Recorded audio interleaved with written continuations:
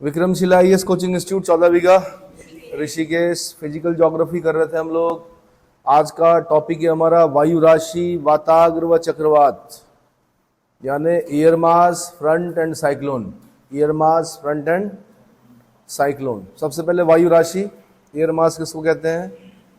वायुमंडल के उस विस्तृत तथा घने भाग को वायु राशि कहते हैं जिसमें विभिन्न ऊंचाइयों पर क्षैतिज रूप में तापमान तथा आर्द्रता संबंधी समानताएं विद्यमान होती हैं।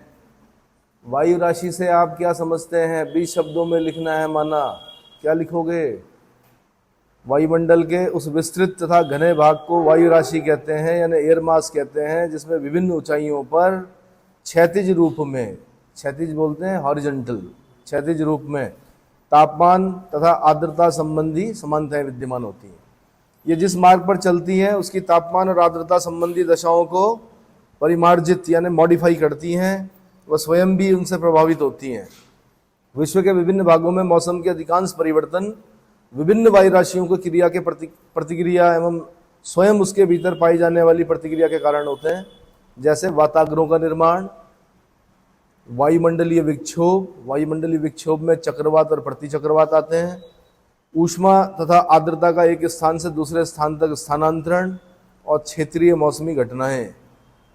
क्षेत्रीय मौसमी घटनाएं तो विश्व के विभिन्न भागों में मौसम के अधिकांश परिवर्तन विभिन्न वायु राशियों की क्रिया प्रतिक्रिया एवं स्वयं उनके भीतर पाई जाने वाली प्रक्रिया के कारण ही होते हैं, जैसे वाताग्रों का निर्माण, वायुमंडलीय विक्षोभ। वायुमंडलीय विक्षोभ में मैंने बता दिया चक्रवात और प्रतिचक्रवात आते हैं। ऊष्मा और आर्द्रता का एक स्थान से दूसरे स्थान तक स्थानांतरण और क्षेत्रीय मौसमी दशाएं। ये सभी घटनाएं हमारे जीवन को प्रभावित करती हैं। वायु राशियों की दो मुख्य विशेषताएं हैं। नंबर 1 लंबवत ताप वितरण, नंबर 2 आर्द्रता की उपस्थिति। नंबर 1 लंबवत ताप वितरण और नंबर 2 आर्द्रता की उपस्थिति। इन विशेषताओं के कारण ही वायु राशियां उन क्षेत्रों को प्रभावित करती हैं जिन पर ये उपस्थित होती हैं। तापमान के लंबवत वितरण पर वायु राशि की ऊष्मा एवं शीतलता निर्भर करती है। वायु राशि के तापमान एवं आर्द्रता पर उसे स्थिर अथवा अस्थिर वायु राशि कहा जाता है। स्थिर वायु राशि ठंडी होती है और वर्षा नहीं करती है। अस्थिर वायु राशि गर्म होती है और वर्षा करती है। अगर मैं पेपर बना रहा होता, मैं 2 स्टेटमेंट बनाता यहाँ से। क्या बनाता? यही बनाता मैं, स्थिर वायु राशि ठंडी होती है और वर्षा नहीं करती है। दूसरा स्टेटमेंट में बनाता कि अस्थिर वायु राशि गर्म होती है और वर्षा करती है। दोनों स्टेटमेंट में पूछता, 1 सही 2 गलत, 2 सही पहला गलत, दोनों सही दोनों गलत। तो ये ध्यान रखना कि जो स्थिर होगी वो ठंडी होगी, वर्षा नहीं करेगी। अस्थिर होगी वो गर्म होगी, वो वर्षा करेगी। क्लियर हो गया भाई? यही सब चीजें दिमाग में बिठानी है आपने। इन्हीं के बीच में से प्रश्न बनने हैं। प्रश्न की प्रवृत्ति कैसे होगी वो आपको टेस्ट में पता चल जाएगा। टेस्ट से ध्यान आया कि चैप्टर क्योंकि धीरे धीरे खत्म होने वाला, जल्दी ज्योग्राफी का टेस्ट होने वाला है, तो इसलिए पढ़ते रहिए। उसके लिए कोई विशेष वो नहीं बताऊंगा मैं कि कल है परसों है, कभी भी ले लूंगा, ठीक है? तो पढ़ते रहिएगा उसे। वायु राशियों के उद्गम क्षेत्र, जिन क्षेत्रों में वायु राशि उत्पन्न होती है उसे वायु राशि उत्पत्ति क्षेत्र कहते हैं। उद्गम क्षेत्र भूपृष्ठ पर एक ऐसा विस्तृत क्षेत्र होता है जिस पर ताप तथा आर्द्रता संबंधी महत्वपूर्ण विशेषताएं एक समान होती हैं। भूपटल पर वायु राशियों के 6 आदर्श उत्पत्ति क्षेत्र हैं। अब ये प्री का क्वेश्चन बनेगा। क्या बनेगा? प्री का क्वेश्चन बन सकता है। वायु राशियों के 6 आदर्श उत्पत्ति क्षेत्र कौन से हैं? नंबर 1 ध्रुवीय सागरीय भाग, ध्रुवीय सागरीय भाग। नंबर 2 ध्रुवीय तथा आर्कटिक महाद्वीप क्षेत्र, ध्रुवीय तथा आर्कटिक महाद्वीपीय क्षेत्र। तीसरा उष्णकटिबंधीय सागरीय क्षेत्र, ट्रॉपिकल, उष्णकटिबंध बोलते हैं ट्रॉपिकल को, उष्णकटिबंधीय सागरीय क्षेत्र। चौथा उष्णकटिबंधीय महाद्वीपीय क्षेत्र। 5वां भूमध्य रेखीय क्षेत्र और 6ठा मानसूनी क्षेत्र। 6ठा मानसूनी क्षेत्र। इतना क्लियर हो गया? थोड़ा दिक्कत करेगा ये चैप्टर, जल्दी से समझ में नहीं आता है, लेकिन मैंने कहा अभी जब प्रश्न बनेंगे तो अपने आप समझ में आ जाएगा आपको। जब क्वेश्चन बनेंगे, जब टेस्ट होगा उसमें क्वेश्चन पूछूंगा तो आपको पता चल जाएगा कि क्वेश्चन कैसे बनते हैं इस चैप्टर से। बर्गरान ने वायु राशियों के दो वर्गीकरण प्रस्तुत किए हैं। नंबर एक भौगोलिक वर्गीकरण,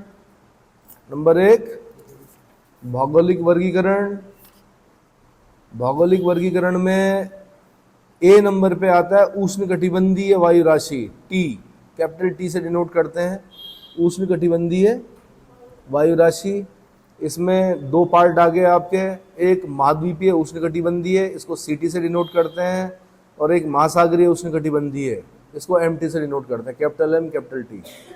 कभी कभी प्री में ऐसे ही क्वेश्चन बोलता है कि बर्गरान ने जो वायु राशियों का वर्गीकरण प्रस्तुत किया है उसमें उष्णकटिबंधीय वायु राशि को और ध्रुवीय वायु राशि को क्रमशः इंग्लिश के किन कैपिटल लेटर से डिनोट करते हैं।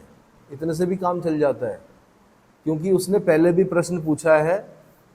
एक चैप्टर में हम पढ़ते हैं क्या, जलवायु, क्या पढ़ते हैं, और कोपेन का जलवायु वर्गीकरण पढ़ते हैं। किसका? कोपेन का। थॉर्नथ्वेट का जलवायु वर्गीकरण पढ़ते हैं। उसमें अल्फाबेट ही पूछता है वो अधिकतर कि इस प्रकार की जलवायु को किससे डिनोट करते हैं। समझ में आया? इसलिए अल्फाबेट याद करना जरूरी है। एक उष्णकटिबंधीय वायु राशि यानी कैपिटल टी में दो चीजें आ गई, महाद्वीपीय उष्णकटिबंधीय इसको सीटी से डिनोट करते हैं, कैपिटल सी कैपिटल टी, और महासागरीय उष्णकटिबंधीय को capital M capital T, M T, C T and M T. C T में हो गया महाद्वीप, एम टी में हो गया महासागरीय। क्लियर हो गया? दूसरा जो है ध्रुवीय वायु राशि, इसमें भी दो पार्ट, इसको पी से डिनोट करते हैं ध्रुवीय वायु राशि को, किससे? कैपिटल पी से। और इसमें दो पार्ट हो गए, एक महाद्वीपीय ध्रुवीय हो गया, इसको सीपी से डिनोट करते हैं, कैपिटल सी कैपिटल पी, और एक हो गया सागरीय ध्रुवीय यानी एम पी, सागरीय ध्रुवीय, कैपिटल एम कैपिटल पी। तो एक वर्गीकरण तो बर्गरान ने भौगोलिक वर्गीकरण किया। दूसरा वर्गीकरण जो उसने किया रूपांतरण के आधार पर। दूसरा वर्गीकरण किसके आधार पर किया? रूपांतरण के आधार पर। वायु राशियां दो प्रकार की होती हैं रूपांतरण के आधार पर, एक ऊष्मा गति रूपांतरण वायु राशि और दूसरा यांत्रिक रूपांतरण वायु राशि। पहली ऊष्मा गति रूपांतरण वायु राशियां क्या होती हैं? जब धरातल और वायु राशि के आधारीय तल के बीच ऊष्मा के आदान प्रदान के कारण वायु राशि नीचे से गर्म या ठंडी होती है तो इसे ऊष्मा गति रूपांतरण कहते हैं। जब धरातल और वायु राशि के आधारीय तल, आधार बोलते हैं बेस को, आधारीय तल के बीच ऊष्मा के आदान प्रदान के कारण वायु राशि नीचे से गर्म या ठंडी होती है तो इसे ऊष्मा गति रूपांतरण कहते हैं। दूसरा यांत्रिक रूपांतरण वायु राशि में होने वाले उस रूपांतरण को जो धरातल द्वारा दी गई गर्मी या ठंडक से मुक्त होता है, यांत्रिक रूपांतरण कहते हैं, यांत्रिक रूपांतरण कहते हैं। इस प्रकार वायु राशियों के दो प्रकार हैं, गर्म वायु राशि तथा ठंडी वायु राशियां। इन्हें स्थिर और अस्थिर प्रकारों में भी रखा जा सकता है, स्थिर और अस्थिर। अब फिर दोबारा ठंडी वायु राशि, उत्पत्ति क्षेत्र पर ये अत्यधिक ठंडी व स्थिर होती हैं तथा इनमें विशिष्ट आर्द्रता अत्यंत कम होती है। आगे बढ़ने पर जब ये अपेक्षाकृत गर्म धरातल के संपर्क में आती हैं तो अस्थिर हो जाती हैं और इनमें संवहन तरंग उठने लगती है, परंतु आर्द्रता की कमी के कारण इनमें वर्षा नहीं होती और मौसम साफ रहता है। जब नीचे का धरातल गर्म सागरीय भाग हो तो वायु की विशिष्ट आर्द्रता बढ़ जाती है एवं कपासी वर्षा मेघ बच जाते हैं। जब ठंडी वायु राशियों का कुछ भाग गर्म सागर तथा कुछ भाग समीपस्थ ठंडे स्थल पर हो तो उष्ण व शीत वृतांशों के निर्माण से चक्रवातीय दशाएं बन जाती हैं। ये लाइन इंपॉर्टेंट है। कौन सी? ठंडी वायु राशि में जब ठंडी वायु राशि का कुछ भाग गर्म सागर तथा कुछ भाग समीपस्थ ठंडे स्थल पर हो तो उष्ण व शीत वृतांशों के निर्माण से चक्रवातीय दशाएं बन जाती हैं। महाद्वीपीय ठंडी वायु राशियों की तुलना में महासागरीय ठंडी वायु राशियां अपेक्षाकृत अधिक गर्म और आर्द्र होती हैं। अपेक्षाकृत कुछ अधिक गर्म और आर्द्र होती हैं तथा इनसे अधिक वर्षा की प्राप्ति होती है। इनसे अधिक वर्षा की प्राप्ति होती है। यूपीएससी इसी में घुमा देगी आपको। इसमें मैंने कहा ना कि एक क्वेश्चन जो बनता है यूपीएससी का बड़ा मनोवैज्ञानिक तरीके से बनाती है। आपने कितनी गहनता से पढ़ा, यहीं से क्वेश्चन बना देगी कि महाद्वीपीय ठंडी वायु राशियों की तुलना में महासागरीय ठंडी वायु राशियां अपेक्षाकृत कुछ अधिक गर्म व आर्द्र होती हैं तथा इनसे अधिक वर्षा की प्राप्ति होती है।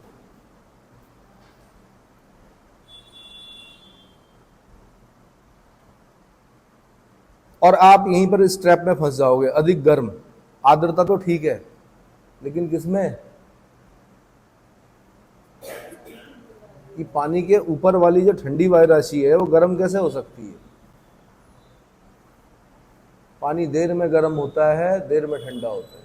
जब देर में ठंडा होता है तो इसका मतलब पानी जो होता है वो अपेक्षाकृत जमीन से गर्म होता है, और उसके कांटेक्ट में जो वायु राशि होगी वो भी अपेक्षाकृत गर्म होगी, और गर्म होगी और आर्द्र होगी, ह्यूमिड होगी। इसकी वजह से क्या होगा? अधिक वर्षा प्राप्ति होगी। अधिक वर्षा की तो दिमाग में जोर डालना पड़ेगा भाई। ये नहीं बोलना कि मुझे मजा नहीं आ रहा है इस चैप्टर को पढ़ने में। ध्यान रखना, मैं अपने अनुभव के आधार पर बता रहा हूं। जिन चैप्टर्स को हमने ये बोला कि इसमें मजा नहीं आ रहा पढ़ने में, उसी चैप्टर ने फंसाया हमेशा। कहा? जिन चीजों को हमने प्री में तवज्जो नहीं दी, वही चीजें हमें मेंस में दिखाई दी। इसमें मेंस में, और तब फिर किम कर्तव्य विमूढ़ हो जाता है व्यक्ति। क्या करे, लिखें कहाँ से और कहाँ से शुरू करें? तो इसलिए पूरा पढ़ते हुए चलिए। अगला गर्म वायु राशि, इन्हें महाद्वीपीय और महासागरीय दो भागों में बांटकर देखा जा सकता है। महाद्वीपीय गर्म वायु उत्पत्ति क्षेत्र में अत्यंत गर्म व अस्थिर होती हैं।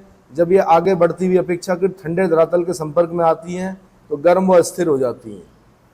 महासागरीय गर्म वायु राशि की आर्द्रता धारण सामर्थ्य काफी अधिक होती है। जब यह वायु राशि आगे बढ़ती है तो नीचे से ठंडी होने के कारण इसकी सापेक्षिक आर्द्रता बढ़ने लगती है, जिससे वह शीघ्र संघनित हो जाती है तथा कोहरा, धुआं, धुंध और स्तरी मेघों का आविर्भाव हो जाता है। स्तरी, और थोड़ा ध्यान रखना, जहां पर जो जिस प्रकार के मेघ बन रहे हैं ना, वो भी प्रश्न पूछ सकता है कि किस प्रकार के मेघ बनेंगे। ऊपर हमने कपासी वर्षा मेघ पढ़ा था ठंडी वायु राशि में। क्या पढ़ा था? कपासी वर्षा मेघ। यहाँ पे हम पढ़ रहे हैं कौन से मेघ? स्तरी मेघों का आविर्भाव हो जाता है। इससे हल्की फुहार से लेकर हल्की वर्षा तक होती है। कभी कभी वायु राशि के तापमान का प्रतिलोमन होने लगता है, जिससे स्थिरता बढ़ने लगती है। और जब गर्म महासागरीय वायु राशि किसी पर्वतीय अवरोध के सहारे ऊपर उठती है तो रुद्धोष्म एडियाबैटिक प्रक्रिया द्वारा ठंडी होती चली जाती है, जिससे पर्वतीय क्षेत्रों में भारी वर्षा होती है। जब यह वायु राशि चक्रवातों के सहारे आरोहित होती है तो चक्रवाती वर्षा का कारण बनती है। गर्म धरातल के संपर्क में आने के कारण इन वायु राशियों में संवहनीय प्रक्रिया होती है एवं ये संतृप्तावस्था प्राप्त कर संवहनीय वर्षा करती हैं। क्या करती हैं?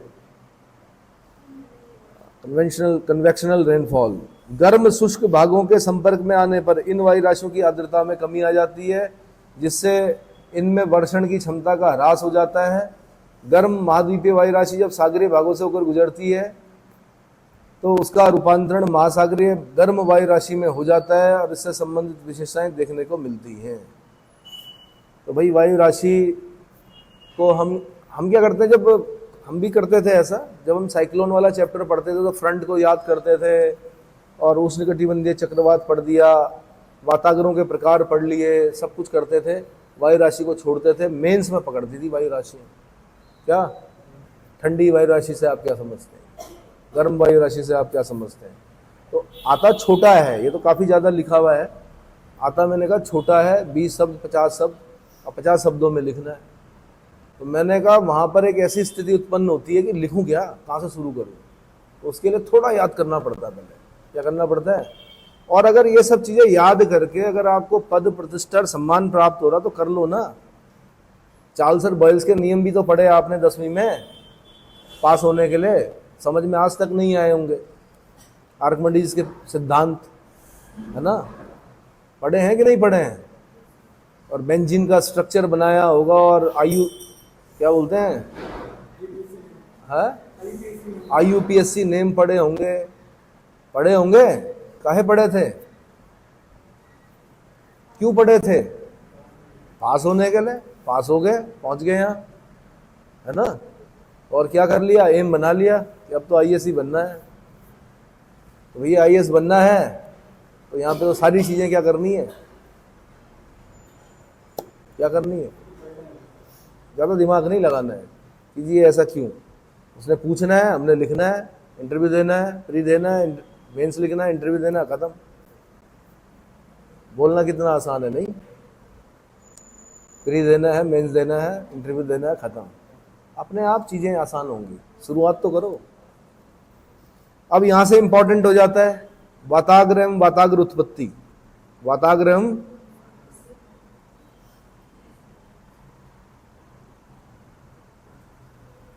दो परस्पर विरोधी वायु राशियों के मध्य निर्मित ढलवा सीमा की सतह को वाताग्र या फ्रंट कहते हैं। 20 शब्दों में जब लिखने के लिए आता है ऐसे ही लिखा जाता है। अब होता कैसा है तो भाई देखने में तो अब क्या बताऊं मैं, दिखता तो है नहीं वो। दो वायु राशियां हैं, क्या हैं? दो वायु राशियां हैं, एक गर्म है एक ठंडी है, दोनों आमने सामने से क्या है, टकरा रही हैं। जब दोनों आमने सामने से टकरा रही हैं तो दोनों अपनी तापमान और आर्द्रता संबंधी विशेषताओं को अंत तक बनाए रखने का क्या करती हैं, प्रयास करती हैं। इसी प्रयास में उनके बीच में एक ऐसी एक ढलवा सीमा बन जाती है। क्या बनती है? उसी को वाताग्र कहते हैं। और चक्रवात की उत्पत्ति के लिए सबसे पहले वाताग्र का बनना जरूरी है। क्या है? वाताग्र का बनना जरूरी है। चर्चा का विषय क्या है? हाँ जी, तड़ित झंझावत पढ़ चुके हम। लिखने के लिए आते हैं भैया, तड़ित झंझावत क्या है, तब क्या बोलोगे? है? तब कैसे लिखोगे? तो जो डेफिनेशन दी गई है उसके हिसाब से लिखना पड़ेगा आपको। दो परस्पर विरोधी, जैसे दो परस्पर विरोधी स्वभाव के जब लोग मिलते हैं ना आपस में, तो वो भी तो आपस में क्या करते हैं, अपनी अपनी विशेषताओं को अंत तक बनाए रखने का प्रयास करते हैं। फैमिली कोड क्यों लग रहे हैं? इसीलिए लग रहे हैं। क्यों लग रहे हैं? दोनों अपनी अपनी विशेषताओं, मतलब अपनी विशेषताएं होती है ना। हो सकता है किसी को 10 बजे 12 बजे उठने की आदत हो, दूसरे को ना हो, दूसरे को बड़ा दिक्कत होता हो, लेकिन दूसरा कहता है नहीं मेरा जीवन है, मैं तो 10 बजे उठूंगा। दूसरा बेचारा 4 बजे उठ जाता है। दोनों के बीच में क्या होती है? नोकझोंक होती है। दोनों अपनी अपनी विशेषताओं को बनाए रखने का प्रयास करते हैं। तो इस उसमें क्या हो जाता है? फिर लड़ाई होती है। वैसे चक्रवात की उत्पत्ति भी ऐसे ही होती है कि दो विभिन्न स्वभाव वाली हवाएं, दो विभिन्न स्वभाव जब मैं बोल रहा हूं तो उसमें तापमान और आर्द्रता के स्वभाव, मतलब जो अंतर आ रहा है वो किसमें आ रहा है? तापमान और आर्द्रता में। एक ठंडी है एक गर्म है, एक में आर्द्रता है एक में नहीं है। दोनों वायु राशियां आपस में क्या हो गई? आमने सामने मिलनी चाहिए। ऐसे भी नहीं जानी चाहिए, ऐसे भी जाएंगी दिक्कत हो जाएगी, नहीं होगा कुछ भी। ऐसे मिलनी चाहिए। दोनों अपनी अपनी तापमान और आर्द्रता संबंधी विशेषताओं को अंत तक बनाने का क्या करती है? प्रयास करती है। इसी प्रयास में दोनों के बीच में एक ढलवा सीमा का निर्माण होता है, जिसको क्या बोलते हैं? फ्रंट कहते हैं। देखिए अलग अलग बुक्स की अलग अलग लैंग्वेज होती है। साविंदर सिंह को पढ़ेंगे आप, उसकी थोड़ा सा लैंग्वेज अलग होगी। आप अन्य किताबें पढ़ेंगे, है ना, महेश वर्णवाल को पढ़ेंगे तो उसकी डेफिनेशन थोड़ा सा अलग होगी। शब्दों का परिवर्तन होता है, लेकिन ये सभी बड़े, मतलब जैसे साविंदर सिंह है, बड़े लेखक हैं, तो वो क्या करते हैं कि उनकी जो भाषा है वो सर्वमान्य है। क्या है? अब कठिन भी है कई कई जगह पर। तो क्या होता है कि फिर जो अन्य जो किताबें होती हैं वो उसको सरल करके क्या करती हैं? प्रस्तुत करती हैं। बहुत कठिन नहीं लिखना होता है, आसान लिखिए। टीचर की समझ में आना चाहिए कि हाँ इसकी समझ में आ गई। ठीक है। विपरीत तापमान वाली दो वायु राशियां विपरीत दिशाओं से आकर जब आमने सामने मिलती हैं, यानी अभिसरण होता है दोनों के बीच में, तो बीच में विस्तृत संक्रमणीय प्रदेश यानी ट्रांजिशनल जोन का निर्माण होता है, जिसे वाताग्र प्रदेश कहते हैं। अब वाताग्र प्रदेश को पूछ लेगा 20 शब्दों में आपसे, क्या पूछेगा? आपने छोटे छोटे पैकेट तैयार करने हैं। बच्चे क्या होते हैं, किताबों को देखकर डर जाते हैं कि कैसे पढ़ेंगे हम इतना सारा। नहीं पढ़ना भाई उतना। 35 क्वेश्चन आने तो 39 हैं लगभग, 37 आते हैं, 39 लगभग, इतने 35 करने होते हैं, जिसमें से लगभग 15 क्वेश्चन आपके 2 नंबर के होंगे। और वो यही हैं, वो इनको दिल्ली में चिन्नी चौकड़ी कहा जाता है, 2-2 नंबर के। और ये इतने इंपॉर्टेंट होते हैं आपको मेरिट में लाने के लिए, क्योंकि 2 में से 2 मिल जाते हैं। 16 में से 16 कभी नहीं मिलेंगे आपको, 8 में से 8 भी कभी नहीं मिलेंगे, पर 2 में से 2 कंफर्म है कि अगर आपने लिख दिया 2 में से 2 मिलेंगे। 4 में से आपको 3 मिल जाएगा, बहुत अच्छा लिखा होगा तो ही 4 में से 4 मिलेगा। 8 में से कभी 8 नहीं मिलेगा आपको, सोने की स्याही से लिख दो भले। तो पहले छोटी चीजों पे काम करो। जब आप प्री की तैयारी कर रहे हो तो उस समय क्या करना है आपने, कि अगर माना वाताग्र प्रदेश लिखने के लिए आ गया तब क्या लिखना है, तो आपने बोलना विपरीत तापमान वाली 2 वायु राशियां विपरीत दिशाओं से आकर जब आमने सामने मिलती हैं, ठीक है, तो बीच में विस्तृत संक्रमणीय प्रदेश यानी ट्रांजिशनल जोन का निर्माण हो जाता है, जिसे वाताग्र प्रदेश या फ्रंटल जोन कहते हैं। वाताग्र ना तो धरातलीय सतह के समानांतर होता है, ना ही उसके ऊपर लंबवत होता है, अपितु कुछ कोण पर झुका होता है। वाताग्र का ढाल पृथ्वी की अक्षीय गति पर आधारित होता है, जो कि ध्रुवों की ओर बढ़ता जाता है, ध्रुवों की ओर बढ़ता जाता है। वाताग्र उत्पत्ति से संबंधित प्रक्रिया को वाताग्र उत्पत्ति यानी फ्रंटोजेनेसिस कहते हैं। फिर पूछ लेगा वाताग्र उत्पत्ति से आप क्या समझते हैं, 20 शब्दों में लिखिए, है ना। फ्रंटोजेनेसिस कहते हैं कुछ निर्दिष्ट दशाओं को वाताग्र कुछ विशिष्ट दशाओं में वाताग्र नष्ट हो जाते हैं। इस क्रिया को वाताग्र क्षय यानी फ्रंटोलाइसिस कहते हैं। अब ये सारे शब्द पकड़ने हैं आपने। सबसे पहले फ्रंट पकड़ा आपने कि फ्रंट किसे कहते हैं, फिर आपने पकड़ा क्या फ्रंटल जोन किसे कहते हैं, फिर आपने क्या पकड़ा फ्रंटोजेनेसिस किसको कहते हैं, फिर आपने पकड़ा फ्रंटोलाइसिस किसको कहते हैं। समझ में आ रहा है। तो फ्रंटोलाइसिस क्या हुआ, कुछ निर्दिष्ट दशाओं में वाताग्र नष्ट हो जाते हैं, इस क्रिया को वाताग्र क्षय फ्रंटोलाइसिस कहते हैं। वाताग्र पर शीतल और सघन वायुपुंज गर्म एवं हल्की वायु राशि को ऊपर उठा देती है। क्योंकि वायु राशियां त्रिस्तरीय है ना, 3 डायमेंशनल होती है, अतः उनको पृथक करने वाले वाताग्र भी त्रिस्तरीय होते हैं, जिनमें क्षैतिज एवं ऊर्ध्वाधर दोनों विस्तार पाए जाते हैं। वाताग्रों में अधिकांश वायुमंडलीय उपद्रव जैसे चक्रवात, तड़ित, झंझा आदि की उत्पत्ति होती है, जो किसी क्षेत्र के मौसम को नियंत्रित करने वाले कारकों में सर्वप्रमुख होते हैं। तो अभी मैंने कहा, क्योंकि जब से जन्म लिया इस भाषा का प्रयोग तो किया नहीं, ये भाषा क्यों टफ लग रही है आपको, तो अभिव्यक्ति की भाषा यही है मेंस में। जब आप मेंस लिख रहे हैं तो अभिव्यक्ति किस में करेंगे आप, इन्हीं भाषाओं में करेंगे।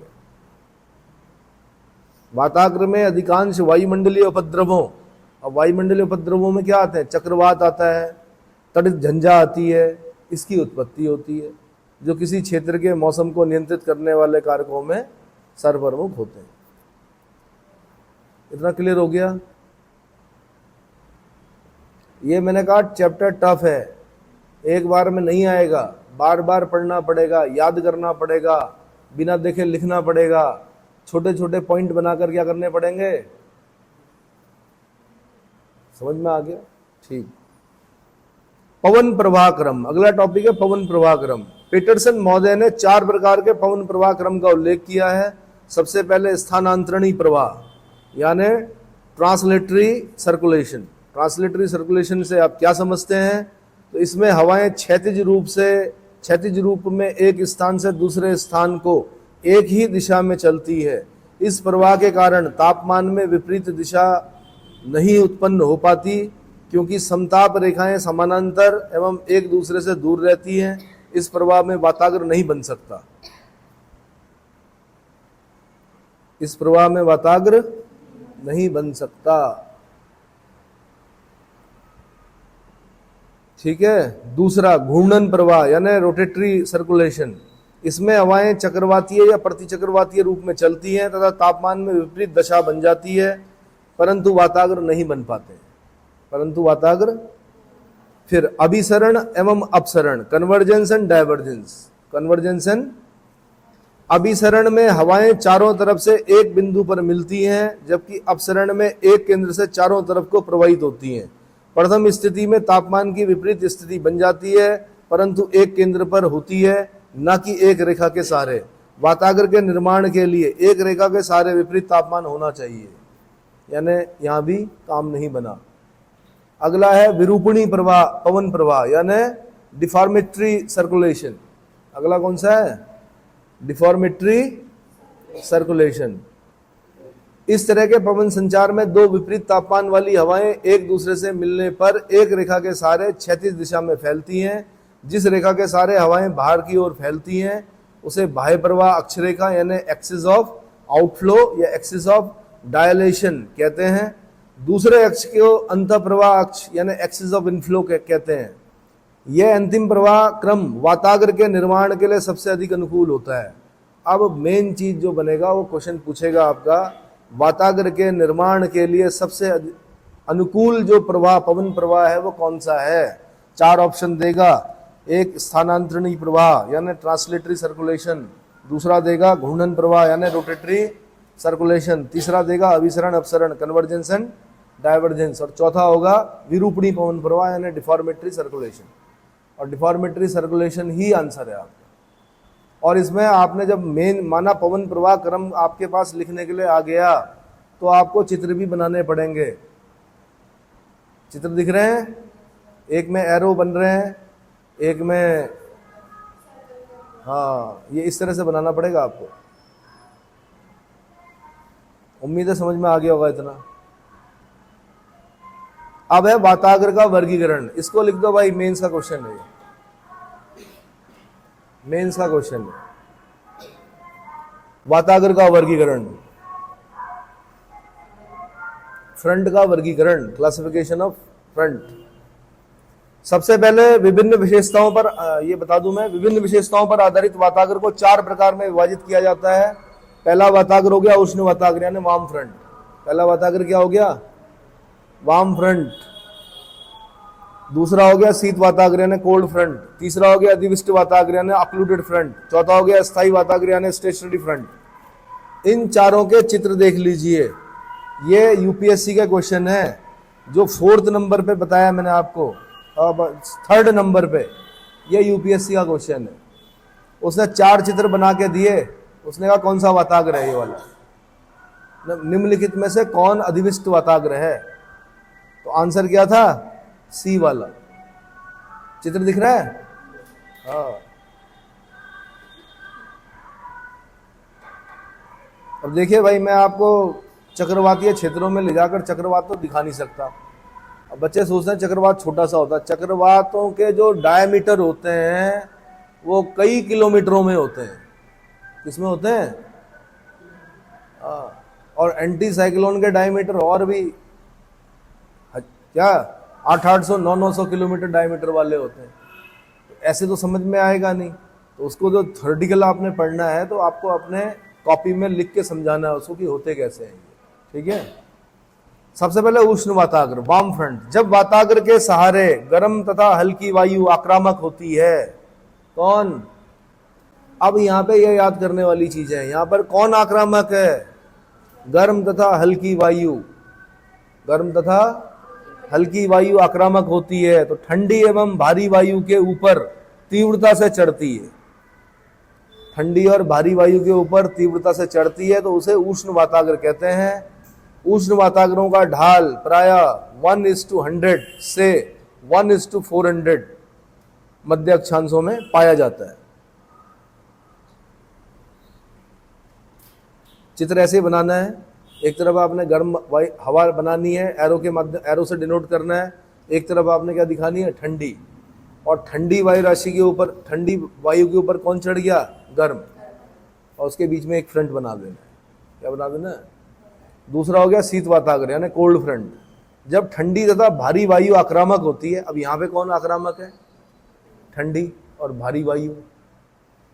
जब ठंडी और भारी वायु आक्रामक होती है तब गर्म एवं हल्की वायु को ऊपर उठा देती है तो शीत वाताग्र का निर्माण होता है। किसका? इसका ढाल 1:25 से 1:100 होता है। ढाल से भी क्वेश्चन बने।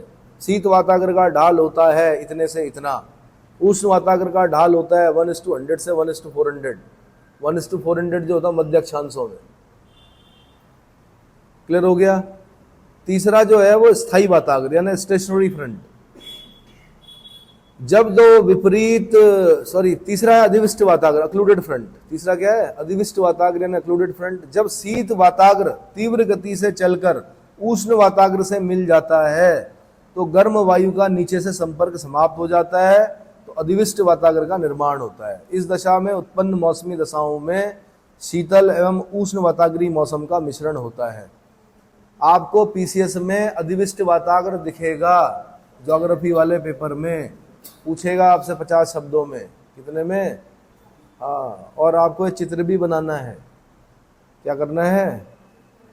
कुछ नहीं है, जब शीत वातागर तीव्र गति से चलकर उष्ण वातागर से मिल जाता है, मेन जो कीवर्ड है वो यही है। जब शीत वातागर यानी कोल्ड फ्रंट तीव्र गति से चलकर वार्म फ्रंट से मिल जाता है, तो गर्म वायु का नीचे से संपर्क समाप्त हो जाता है, अधिविष्ट वातागर का निर्माण होता है। इस दशा में उत्पन्न मौसमी दशाओं में शीतल एवं उष्ण वातागरी मौसम का मिश्रण होता है। आगे समझ में? समझ में अभी नहीं आएगा, अभी तो मैं खाली बता रहा हूं आपको। मेरा काम क्या है आपको? ये वैसे ही है कि एवरेस्ट पे चढ़ना है, मैं दिखा रहा हूं कि भाई आज हमने यहां से वहां तक जाना है। कहां तक? समस्या तो तब होगी जब आप चलना स्टार्ट करेंगे। क्या करेंगे? यानी जब आप खुद घर में बैठेंगे, खुद इसको पढ़ना स्टार्ट करेंगे, जब आप इसको याद करना स्टार्ट करेंगे। और मैं बार बार एक चीज पर जोड़ देता हूं, याद करना। क्या? अगर आप ये सोच रहे हो कि मैंने समझ लिया है और समझ से आपका पेपर निकल जाएगा, तो आप गलत हो। पहले बता रहा हूँ, 3 घंटे मिलते हैं मेंस में। 3 घंटे में आपकी समझ से काम नहीं चलने वाला। कई समझदार थे, वो बाहर हो गए। जो लोग समझदार होते हैं वो बाहर हो जाते हैं। जिनको याद रहता है, जिनका टाइम मैनेजमेंट गजब का होता है, जिनको डायग्राम बनाना आता है, जिनको बहुत तेजी से लिखना आता है, वही उन्हीं लोगों का सिलेक्शन होता है। बाकी समझदार फिर क्या बन जाते हैं? कोचिंग इंस्टीट्यूट चलाते हैं। क्या करते हैं? वो अगली जनरेशन को तैयार कर रहे होते हैं। तो अगर आप क्या बोलते हैं, अनुभवों से नहीं सीखे अभी भी, तो फिर आपकी गलती है। ठीक है? जैसे मैं एवरेस्ट पे ले जा रहा हूं, तो मैं पहले ही बोल रहा हूं आपको कि जब आप ऊपर जाएंगे तो आपके पास गर्म कपड़े होने चाहिए। आपने नहीं जी, हम तो यंग है, यंग ब्लड है, कोई दिक्कत नहीं, तो पता चलेगा ऊपर जाके। या मैंने कहा ऑक्सीजन सिलेंडर की जरूरत पड़ेगी, आपने कोई जरूरत नहीं पड़ेगी, हमारे फेफड़े बहुत बड़े हैं। ठीक है, ऊपर जाके पता चलेगा, है ना। इसीलिए चेक होती है, नीचे लिस्ट होती है, वो चेक होता है कि क्या क्या रखा हुआ आपने और कितनी मात्रा में रखा हुआ, और हर एक आदमी के हिसाब से अलग अलग रखा जाता है। शेरपा थोड़े लेके जाएगा सिलेंडर, वो अभ्यस्त है, रखेगा लेकिन कम।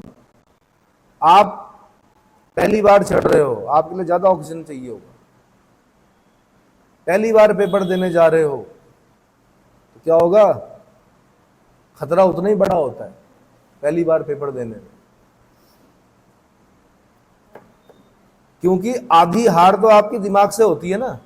कौन सा पेपर देने जा रहे? आईएएस देने जा रहे हैं। डरा रखा लोगों ने, पूरी दुनिया ने।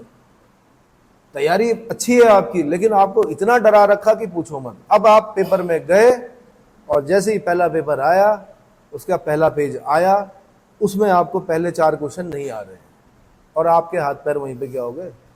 छूट गए। आपके दिमाग ने बता दिया कि सही बोलते थे भाई वो दुनिया वाले। और फिर जब आपने पीछे पलटा तो वो आ रहे थे आपको, लेकिन क्योंकि पहले पेज ने क्या कर दिया? गड़बड़ कर दिया।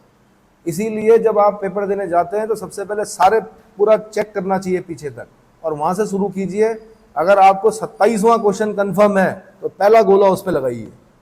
ये नहीं कि जरूरी नहीं है कि पहले सबसे पहले पहला करना है। 27 नंबर तक आपको कंफर्म नहीं हो, आप 27वें नंबर पे आप कंफर्म हो कि इसका आंसर यही है। ठीक है, फिर आपको 29वें पे कंफर्म है कि ये है। पहले उनको कीजिए जो कंफर्म है, फिर गिनिए कितने हुए। आपने बोला 25 मेरे कंफर्म है, कितने? इतने ही होते हैं। अब वो जिस पर 2 में संदेह है, फिर उस पर चला जाता है, फिर गिनिए कितने हुए, कीजिए 45 हो गए लगभग। अब फिर आगे बढ़ना पड़ेगा, आपको देखना पड़ेगा पेपर की प्रवृत्ति कैसी है। अगर बहुत टफ है तो आपको वहीं पर रुकना पड़ेगा। अगर आपको लगता है कि नहीं मेरिट ऊपर जाएगी, इस बार प्री की जो मेरिट है वो ऊपर जाएगी, कम से कम 50 क्वेश्चन तो करने पड़ेंगे, सही आगे बढ़ना पड़ेगा। और फिर बड़े धीर गंभीर मुद्रा में बड़ा सोच कर, सबसे ज्यादा समय उन्हीं पर लगता है कि होगा क्या इसका आंसर। उसकी चालाकियों को पकड़ना पड़ता है। तो पहले एलिमिनेट करके निकालते थे लोग, एलिमिनेशन वाला जमाना भी गया। क्योंकि अब यूपीएससी ने बोल दिया कितने सही है। पहले ऐसा होता ना 1 और 3 सही है, अब उसमें से अगर एक भी हमें पता तो उससे आंसर निकल जाता था। अब तो ये पूछ रहा कि कितने सही हैं, इसमें से 2 सही हैं कि 3 सही हैं कि 4 सही हैं कि सारे गलत हैं, तब दिक्कत हो रही। स्थायी वाताग्र या अधिविष्ट वाताग्र समझ में आ गया। उसका स्थायी वाताग्र स्टेशनरी फ्रंट, जब 2 विपरीत वायु राशियां एक वाताग्र से इस रूप से अलग होती हैं कि वे एक दूसरे के समानांतर हो जाती हैं तथा वायु का ऊपर उठना नहीं हो पाता है, तो स्थायी वाताग्र का निर्माण होता है। ऐसे वाताग्र के सारे बादल नहीं बन पाते हैं, वर्षा न हो सकने के कारण इसका महत्व कम होता है। चौथे नंबर का वाताग्र क्या है, और ऐसे ही बनाना है ये, ठंडी वायु वाताग्र, बस खत्म। कॉपी पेस्ट करना इन चित्रों को, अपने आप मत बना देना अपने हिसाब से, जैसे बना रखे हैं डायग्राम वैसे ही बनाना। ठीक है, आपकी समझ में भले ही आया हो ना आया हो, लेकिन आपने 4 डायग्राम बना दिए। चेक करने वाला ये मान के चलता है कि आपको पता है कि है क्या चीज। ठीक है, इसके बाद भाई वाताग्र प्रदेश यानी फ्रंटल जोन्स, फिर फ्रंटल जोन से क्वेश्चन बनते हैं। कितने हैं वाताग्र प्रदेश, तो धरातल पर वायु प्रवाह का अवलोकन किया जाए तो ऐसे प्रमुख क्षेत्र हैं जहां पर हवाएं अभिसरित यानी कन्वर्ज होती हैं और वाताग्रों का निर्माण होता है। धरातल पर वाताग्र के 3 प्रदेश पाए जाते हैं। अब आपको उसी डायग्राम पे जाना पड़ेगा जहां पे मैंने ट्रेड विंड्स को दिखाया था कि मिलती हैं। डोल्ड्रम वाला पार्ट था जहां पे ट्रेड विंड्स मिल रही थी, inter tropical convergence zone ITCZ। एक फिर ऊपर बताया था मैंने आपको जहां पर वेस्टर्लीज और क्या मिलती हैं, वेस्टर्लीज मिलती है, पोलर विंड। हाँ, तो अब सबसे पहला जो प्रदेश है, धरातल पर वाताग्र के 3 प्रदेश पाए जाते हैं। नंबर 1 ध्रुवीय वाताग्र प्रदेश यानी पोलर फ्रंटल जोन। कौन सा, मध्य अक्षांशों में 30 से 40 डिग्री दोनों गोलार्धों में ध्रुवीय ठंडी तथा भारी एवं उष्णकटिबंधीय गर्म, आर्द्र और हल्की हवाओं के मिलने से ध्रुवीय वाताग्र का निर्माण होता है। वो डायग्राम निकालिए, पेज नंबर बताइए मुझे कहां पर है। हाँ जाइए, वो नए बच्चे को बताओ जरा।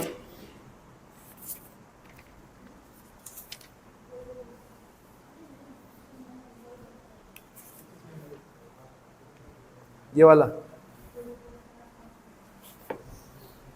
दिख रहा है। ध्रुवीय हवा कैसी होगी, ठंडी होगी, प्रचंड ठंडी होगी, भारी होगी। कैसी होगी, भारी होगी। तो ठंडी एवं भारी ध्रुवीय हवा, और दूसरी तरफ से क्या आ रही है, उष्णकटिबंधीय गर्म, आर्द्र और हल्की हवाओं के मिलने से ध्रुवीय वाताग्र का निर्माण होता है, पोलर फ्रंट का निर्माण होता है। किसका, जिसका विस्तार उत्तरी अटलांटिक और उत्तरी प्रशांत महासागर क्षेत्र में अधिक होता है। जहां पानी के ऊपर अगर होगा तो वहां तो ज्यादा होगा। ठीक है, जाड़े में ये अधिक सक्रिय होते हैं और गर्मियों में मंद पड़ जाते हैं। जाड़े में अधिक सक्रिय और गर्मियों में मंद पड़ जाते हैं। चित्र देखिए। उसके बाद है आर्कटिक वाताग्र प्रदेश, आर्कटिक फ्रंटल जोन। आर्कटिक क्षेत्र में महाद्वीपीय हवाओं तथा ध्रुवीय सागरीय हवाओं के मिलने से वाताग्र का निर्माण होता है। इन हवाओं के तापमानों में विशेष अंतर न होने के कारण ये वाताग्र अधिक सक्रिय नहीं होते हैं। दोनों ही ठंडे हैं। मैंने कहा नहीं, वाताग्र बढ़िया वाला तब बनेगा जब एक गर्म और एक ठंडा होगा। अब ये दोनों ही ठंडे हैं, तापमान संबंधी विशेषताएं लगभग समान है। तो इस प्रकार के वाताग्र अधिक सक्रिय नहीं होते हैं। खासकर यूरेशिया तथा उत्तरी अमेरिका के उत्तरी भागों में इनका विस्तार पाया जाता है। इतना क्लियर हो गया। तीसरा है अंतरा उष्णकटिबंधीय वाताग्र प्रदेश। अंतरा निम्न दाब पर उत्तर पूर्वी तथा दक्षिण पूर्वी नहीं होना चाहिए, उत्तर पूर्वी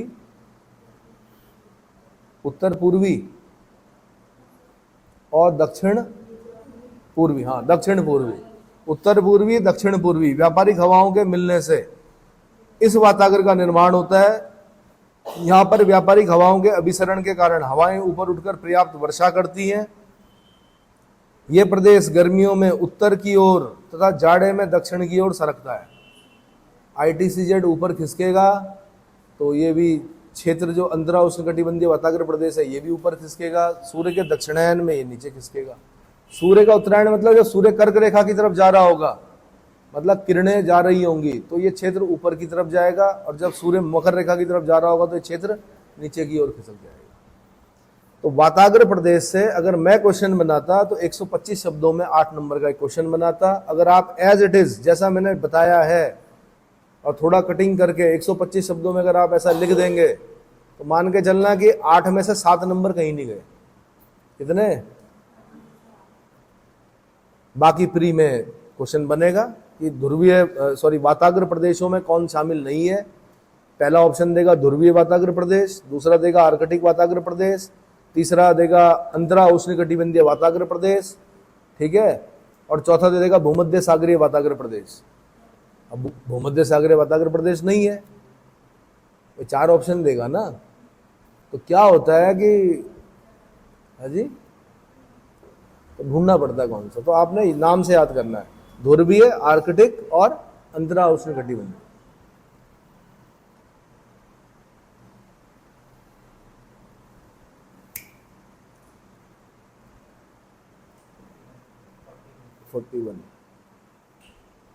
तो इसमें मैं वाताग्र के साथ बदलता मौसम भी बता दूं, उसका चक्रवात पढ़ेंगे हम, ठीक है। चक्रवात पढ़ने में आनंद आएगा आपको। क्या पढ़ने में? चक्रवात, और यानी साइक्लोन और एंटी साइक्लोन। ये थोड़ा सा टफ इसलिए लगता है क्योंकि देखा तो है नहीं, ना दिख रहा है, खाली समझना पड़ता है कि ऐसा होता होगा। तो जिसमें हम क्या करते हैं कि इमेजिन करते हैं, वो चीजें टफ होती हैं हमेशा, ठीक है। उष्ण वाताग्र का मौसम। उष्ण वाताग्र में गर्म हवा आक्रामक होती है तथा ठंडी और भारी वायु ऊपर उठ जाती है। यह गर्म वायु नीचे से ठंडी होती है और संघनन के बाद बादलों का निर्माण तथा वर्षा होती है। उष्ण वाताग्र का ढाल हल्का होने से वर्षा लंबे समय तक होती है, परंतु अधिक क्षेत्र पर विस्तृत होती है तथा हल्की होती है। उष्ण वाताग्र में बादलों में कई बार परिवर्तन होता है। सबसे पहले पक्षाभ बादल दिखाई पड़ते हैं, इसके बाद क्रमशः ऊपर से नीचे पक्षाभ स्तरीय मेघ यानी सीरोस्ट्रेटस, उच्च स्तरीय मेघ अल्टोस्ट्रेटस, और वर्षा स्तरीय मेघ यानी निम्बोस्ट्रेटस दिखाई पड़ते हैं। ये इनको ध्यान देना पड़ेगा आपको, ये प्री के क्वेश्चन बने हैं यहाँ से कि ऊपर से नीचे क्या, सबसे पहले कौन सा, तो सबसे पहले पक्षाभ बादल यानी सीरस क्लाउड्स, उसके बाद क्रमशः ऊपर से नीचे क्या दिखाई देंगे, पक्षाभ स्तरीय मेघ, उच्च स्तरीय मेघ और वर्षा स्तरीय मेघ। क्लियर हो गया। उष्ण वाताग्र के आगे निकल जाने पर चक्रवात का केंद्र आ जाता है, जिसे उष्ण वृत्तांश यानी वार्म सेक्टर कहते हैं। चक्रवात का केंद्र आ जाता है जिसे उष्ण वृत्तांश यानी वार्म सेक्टर कहते हैं। इसके आने पर मौसम अचानक बदल जाता है, वर्षा रुक जाती है, मौसम साफ हो जाता है। मौसम अगला शीत वाताग्र का मौसम क्या होता है। यहाँ पर ठंडी वायु आक्रामक होती है जो कि गर्म वायु को ऊपर धकेलती है। वाताग्र का ढाल अधिक होता है। अब यह ध्यान रखना, वहां पर वाताग्र का ढाल कैसा था, हाँ जी, हल्का था उष्ण वाताग्र में। यहां पर वाताग्र का ढाल कैसा है, अधिक है। यदि यह वाताग्र तेजी से आगे बढ़ता है तो मौसम शीघ्र साफ हो जाता है, अन्यथा रुकने पर आकाश पर कपासी वर्षा मेघ क्यूमुलस निम्बस क्लाउड्स छा जाते हैं। यदि गर्म वायु आर्द्र और अस्थिर होती है तथा वाताग्री तड़ित झंझा थंडरस्टॉर्म बन जाते हैं। वर्षा तीव्र होती है परंतु थोड़े समय तक होती है। बिजली की चमक तथा बादलों की गरज के साथ वर्षा होती है। कभी कभी ओले भी पड़ते हैं। शीत वाताग्र के गुजर जाने पर वर्षा समाप्त हो जाती है, बादल छटने लगते हैं, उत्तरी पश्चिमी ठंडी हवा चलने लगती है। भाई ढाल तेज होगा तो वर्षा कम क्षेत्र में और कम समय के लिए होगी। ढाल अगर ज्यादा लंबा होगा, मंद होगा, कम होगा तो लंबे समय तक वर्षा होगी। और हाँ जी, लेकिन तड़ित झंझा थंडर स्टॉर्म जो दिखाई देगी वो शीत वाताग्र के आसपास दिखाई देगी। और ये मैंने क्वेश्चन देखे हैं यूपीएससी में और उत्तर प्रदेश पीसीएस में, ठीक है। उत्तराखंड में जल्दी से नहीं दिखाई देते इस प्रकार के प्रश्न, लेकिन अब दिखाई देंगे आपको जल्दी। क्लियर हो गया। अब इसके बाद अगले टॉपिक में मैं बताऊंगा चक्रवात।